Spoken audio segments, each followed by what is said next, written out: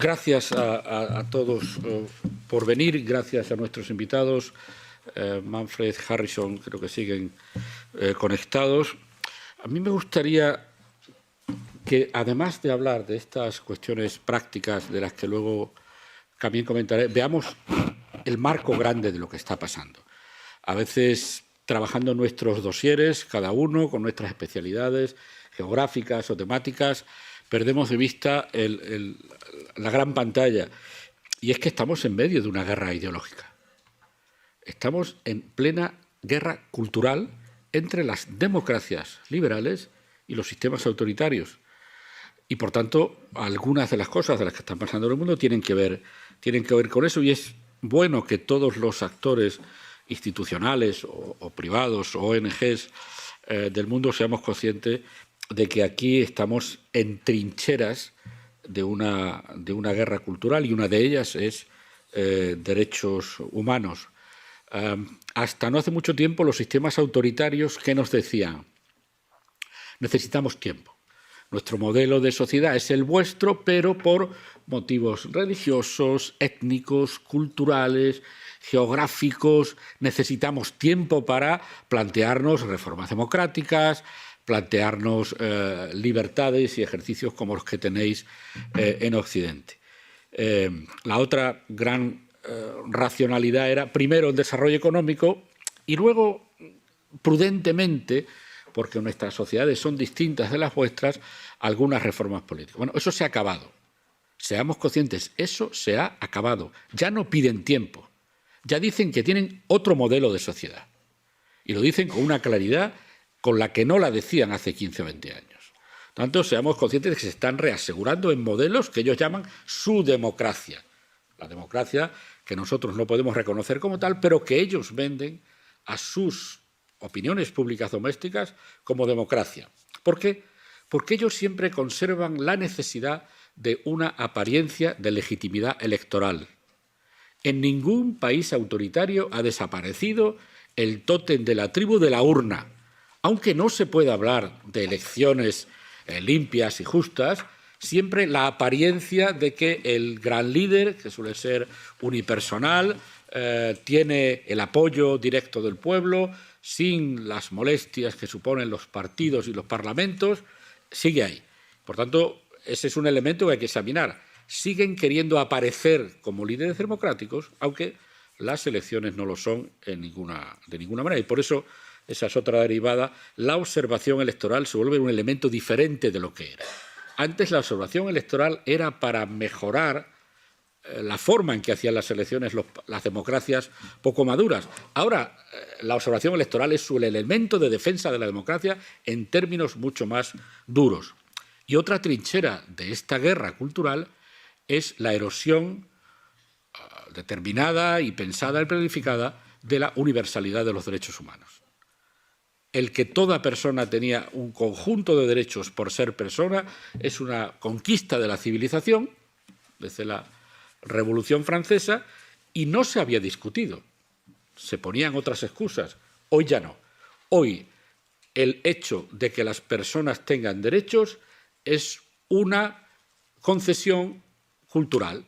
Es decir, la imposición de la ideología colonialista occidental nos impone un conjunto de derechos que nosotros como sociedad no admitimos. Los derechos humanos no son algo universal, sino que dependen de nuestra tradición, nuestra cultura, nuestra historia, y esa narrativa, especialmente china, es a la que se acogen muchos países para comenzar a erosionar un elemento esencial de la civilización.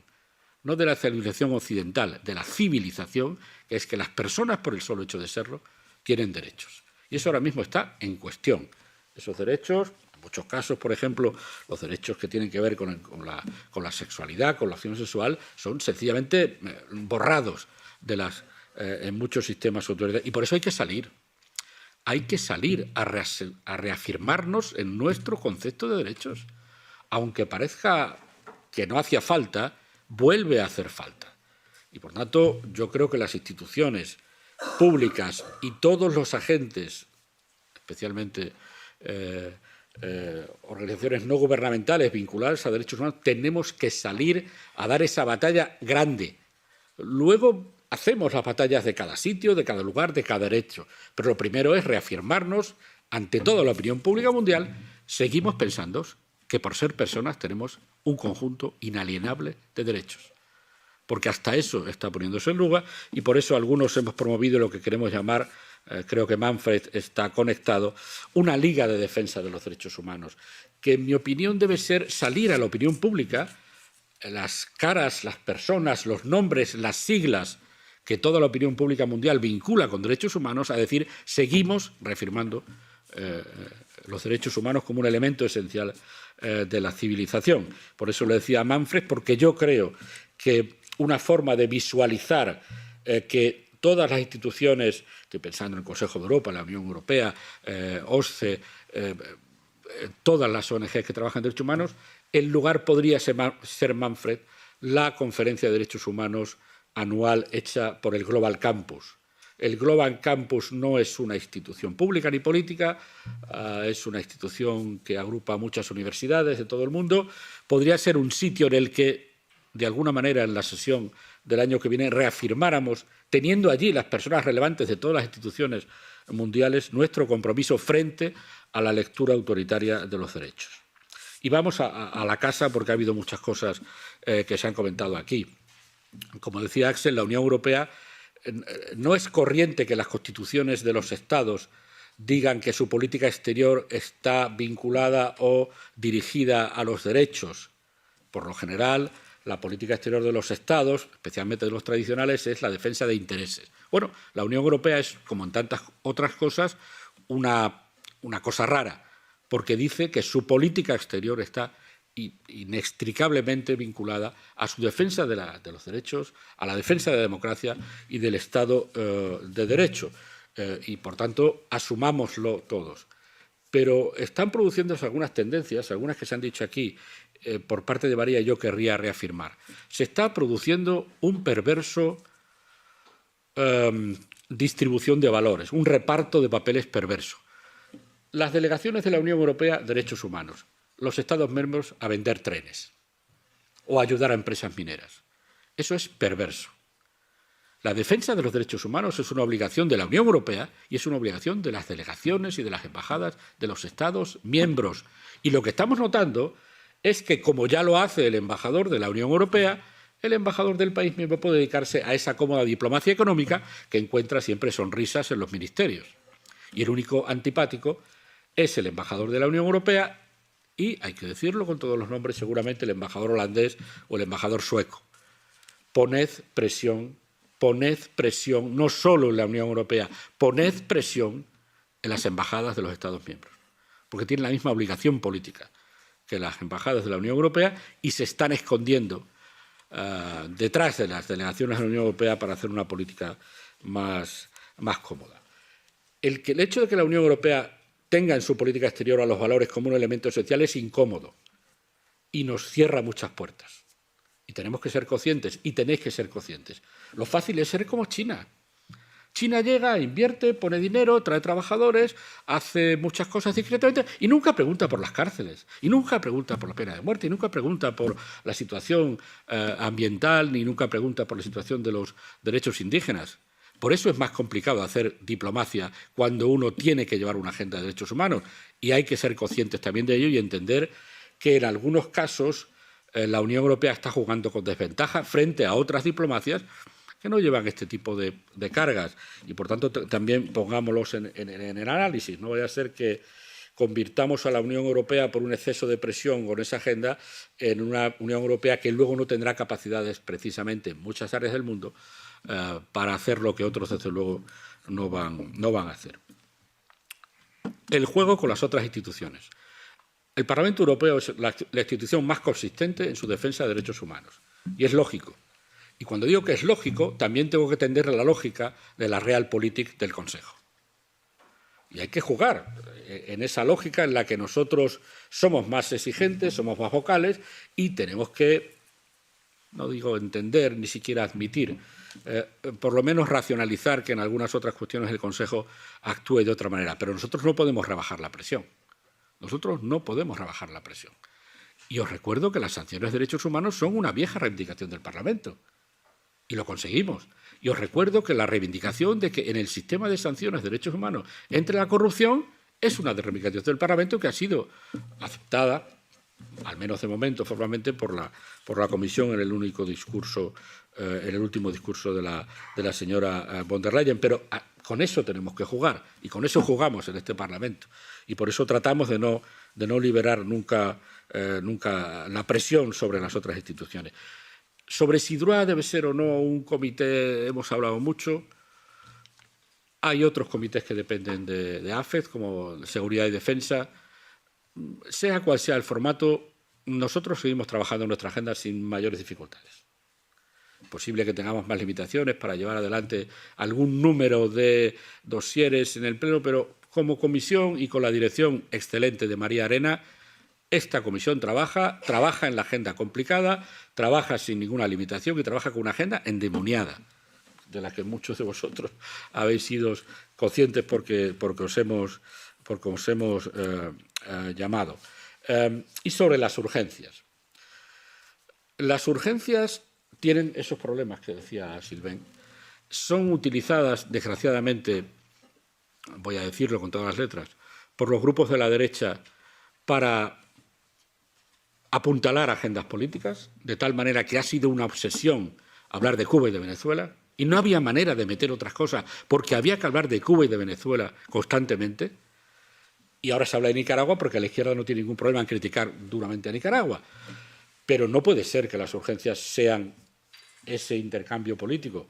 Desgraciadamente, esta es una institución política y las cosas se van por mayoría. Y nosotros, Isabel lo sabe, que ha sido también coordinadora, como yo, de esta comisión, hemos llevado muchos asuntos, pero al final tocaba Venezuela y tocaba Cuba, y cuando no tocaba Cuba, tocaba Venezuela. Y era complicado salir de ahí, y hemos quejado y hemos intentado negociar con los grupos de derecha y alguna cosa hemos conseguido. Cuando conseguimos que algo entre en agenda, también hay que tener en cuenta que esta es una institución política y, por tanto, el draft final, lo primero, crece mucho porque hay que incorporar, para tener un acuerdo, muchas enmiendas y muchas partes del texto, y eso hay que entenderlo también, y también porque los grupos son muy cuidadosos de que en algunos dosieres no se critique, por ejemplo, a Estados Unidos o a Israel. Entonces, ahí encontramos una dificultad grande y a veces tenemos que votar y votamos separadamente y no pasa nada. Cuando nadie tiene unos grandes intereses ideológicos en el país, ha sucedido hace 15 días, Haití, no ha habido ningún problema. Hemos lanzado un mensaje de preocupación por Haití, de la situación horrible del país, y hemos conseguido un acuerdo en pocas horas y se ha hecho un buen documento. ¿Por qué era Haití?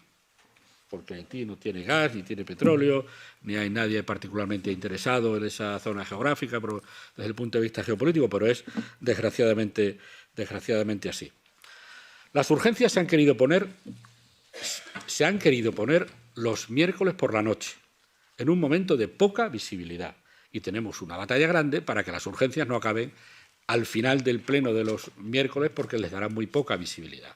Intentamos convencer a muchos colegas de que estas cosas son seguidas por el país al que les toca y tienen un interés para la sociedad civil de esos países y se recogen en redes sociales y se pueden recoger en la prensa para el día siguiente.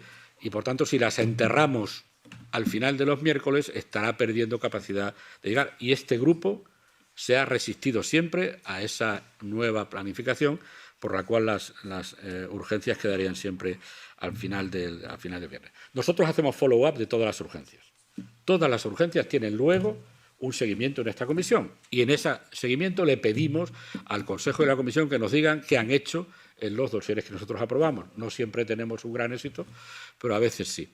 Sobre la relevancia, yo me he encontrado con alguna gratísima sorpresa. Pasamos aquí tantas horas, debatimos tanto y la sensación de que no llegamos es tan obvia que a veces es dolorosa. Yo estaba hace poco en Kazajistán y se me acercó una señora y me dijo, he hecho 2.000 kilómetros desde una ciudad para venir a darle las gracias porque gracias a una resolución de hace 1 año y medio del Parlamento Europeo yo fui sacada de la cárcel. Bueno, eso te da una satisfacción como las que tenéis todos cuando conseguís en vuestras labores que algo se consiga. Pero tenemos que ser prudentes. Algunos países las urgencias son importantes para la clase política y recibimos presiones y recibimos embajadas y la embajada quiere venir a hablar y este tipo de cosas. En otros ya no. Yo trabajo con Turquía, como sabe Silven. Turquía ya le da igual lo que digamos. Turquía le da igual, no tiene ninguna relevancia, no sale en la prensa, nadie te llama para hacer un seguimiento de una declaración dura. Bueno, lo han absorbido porque hay una gran capacidad también de presión en la opinión pública por los medios progubernamentales.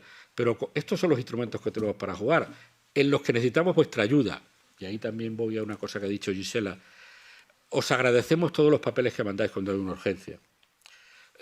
Muchas de vuestras organizaciones mandan cosas. Tampoco se trata de que las redactéis vosotros, porque a veces recibimos 5 folios articulados de cómo debemos decirlo.